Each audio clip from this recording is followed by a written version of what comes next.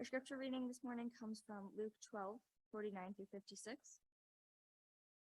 I came to bring fire to the earth, and how I wish it were already kindled. I have a baptism with which to be baptized, and what stress I am under until it is completed. Do you think that I have come to bring peace to the earth? No, I tell you, but rather division. From now on, 5 in one household will be divided, 3 against 2, and 2 against 3. They will be divided, father against son, and son against father, mother against daughter, and daughter against mother, mother-in-law against her daughter-in-law, and daughter-in-law against mother-in-law. He also said to the crowds, when you see a cloud rising in the west, you immediately say, it is going to rain, and so it happens. And when you see this at the south, wind blowing, you say, there will be scorching heat, and it happens. You hypocrites! You know how to interpret the appearance of earth and sky, but why do you not know how to interpret the presence of time? This is the word of life. Thanks be to God.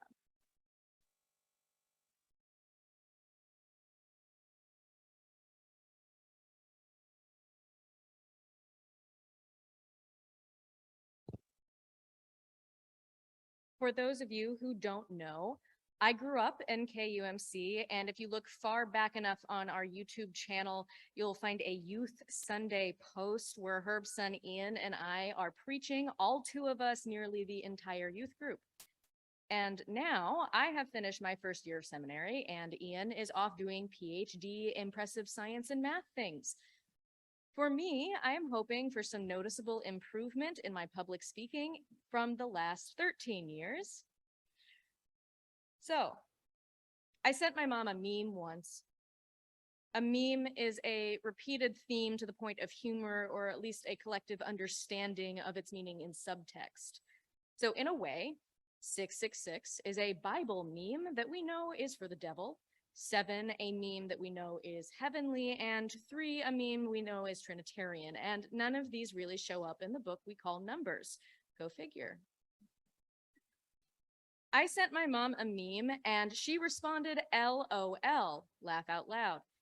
I was very proud of myself, validated, and then later she confessed to me she did not understand it. She did not understand the meme. What? What do you mean you don't understand it? You laughed. And what she said was, I was trying to be supportive. My gift, this meme, was rebuked innocently because she missed the point and did not understand. Something lost in translation, and the joy we could have shared was a missed connection. Yes, I'm still a little salty about it and at times hypocritical, because when I don't understand a meme, I cannot tell the sender that I will look it up on Google to be supportive. In our passage today, Jesus is exasperated, and to be clear, exasperated with us. Just before this passage, Jesus is offering yet another one of his meaningful anecdotes, and the disciples kind of lean in and whisper, hey, is this message for everyone? Or, i.e., hey, Jesus, we're the good guys, right? How on God's great green earth do Jesus's friends and adversaries alike know exactly how to interpret the signs of the weather, but not interpret the signs of Jesus' own sacrifice, his baptism and blood soon to be right in front of them? Much like the prophet Jeremiah, Jesus cannot help but let the truth pour out. It burns to keep it inside, this fire of good news, and how he wished it was already burning. The Greek word for good news comes from a phrase used by Caesars to announce a successful conquest. This brutal and bloody term of oppressors is repurposed to speak of salvation of another means. We know it's good news once it's been completed, but that doesn't change that until then, it means that there's a war, and this war Jesus appears to be struggling with alone. The Gospel of Luke has Jesus saying, do you think I have come to bring peace to the earth? No, I tell you, but rather division. From now on, 5 in one household will be divided, 3 against 2, and 2 against 3, they will be divided, etc. Whoa, Jesus, you are the Prince of Peace. So yes, I think you have come to bring peace to the earth. So what is this division nonsense? Let's roll back a minute to the Old Testament. Who remembers the story of the Tower of Babel? It's in Genesis 9. You can feel free to look it up later, but for now I will summarize. Noah and his family and a bunch of animals have survived a genocidal flood. God sends a rainbow to show a renewed covenant with humankind, starting with Noah's family, to be servants and stewards of the earth, be fruitful and multiply, have dominion over animals and plants. Does this sound familiar? A similar covenant and gift from God was given to the first humans too, and to Abraham and Sarah. Babel occurs several generations after Noah, and the covenant is still in effect. But instead of following God's task for us to go out and inherit the earth, humanity panics and seeks to build this tower all the way to the heavens to show our might and unity, identity as one people. We almost got it, and we missed the connection.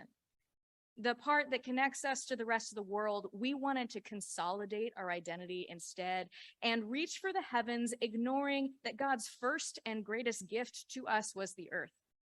God takes away our unified language, creating many languages to encourage humanity to abandon our tower and remember our covenant, to spread out and find connection everywhere on the earth and with all creation. The division that Jesus is talking about in Luke, father against son, daughter against mother, he's talking about the early church. The Gospel of Luke is thought to have been written between 80 and 90 CE, and the temple in Jerusalem was destroyed in 70 CE, and Jesus was resurrected somewhere around 30 CE, give or take. This timeline gives Luke some hindsight-fueled creative licensing when forming this narrative, because Luke is writing from the perspective of a people scrambling for identity. It used to be that when you went to the temple to sacrifice and worship the one true God, you were Jewish. There wasn't a test to let you in. They knew what diaspora had done and exile had done to diversify people and how they looked, dressed, acted. But the temple was constant. You go to the temple, very few questions are asked, and you are assumed Jewish because of course you are. When the temple was destroyed and there wasn't a place to offer sacrifices anymore, the congregations that gathered started to be a lot more suspicious of who they let into their synagogues. Are you Jewish enough? Followers of Jesus were not Jewish enough, but likewise were trying to find their own identifiers of community. The early church did not allow you to just show up and join and partake in the rituals. No, there is a trial period to make sure that you were truly devoted to the Christian life. That meant that some got to be baptized and participate in communion, and some didn't. Are you Christian enough? The language of chosen families was growing in popularity because you might have a devout Christ-following father, but a son who follows Zeus, or a mother who maintained her Jewish roots and did not recognize Jesus as Messiah, frustrated with her daughter's apparent blasphemy that kept them from the synagogue. I'm not sure what all happened between Jesus' life and the Christians of Luke and Acts, but somewhere there's a loss of identity more than just the temple that made us forget to love our neighbor and instead double down on suspicion to identify just who exactly is my neighbor. Do we agree with our neighbor's identity? We miss the part where God's vision to come has neither Jew nor Greek, man nor woman, slave nor free. In focusing on the wrong part, we forgot we've been tasked with that original covenant to form connections to our world and our neighbors, to be fruitful together, our gifts to be gifts to others. Jesus is not Prince of Peace in that he will magically bring about peace and fix all of our problems by his lonesome while we just sort of hang out until he's done.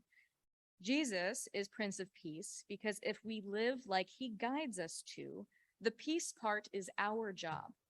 It's our job. Servants of the earth, to be gifts to all other people, to celebrate life and connection and love our neighbor openly. Instead, we've built a tower to find truth in the heavens that is not waiting for us because that's not a shortcut we can take. We can't look towards God's kingdom when the truth lies in a vision on earth as it is in heaven. We are missing the connection, and the sad part is that in our search for clearer identity, we can find it if we follow God's plan rather than our own, even if our route sounds like a reasonable shortcut. to do our job. It's not about being Christian enough or Jewish enough to make it work out, because Jesus, even when he's frustrated with us, tells all of us that we are enough and are called to make connections in spite of and in celebration of our differences. Connection makes us in community with one another. It is the backbone of figuring out who we are, and that's not a separate individual thing. We are influenced by those to whom we are most tethered. John Wesley knew this, which is why connection is such a big Methodist buzzword. We are founded on our ability to connect the church to the community and do good for the community. When did it start feeling like we missed that connection in order to regroup and reevaluate who we think we are? Today, our church is facing another kind of division, and frankly, division over human rights is not new to the church, Methodist or otherwise. We celebrate an open table because we know it is not our table, but God's, and God invites everyone, whether we agree with who they are or not. Individual identity is not the point when salvation is for all. I do think that the churches that have split off lost sight of that hospitality that we are called to have, and we're missing the connection. We, us, not them. The only person one can successfully change is themselves, not someone else. So this is a we challenge. We, to follow Christ's example, must lead by example to reclaim our covenant for love of God, love of earth, love of self, and love of neighbor. It's a tall order, but we are enough to start it. Thanks be to God.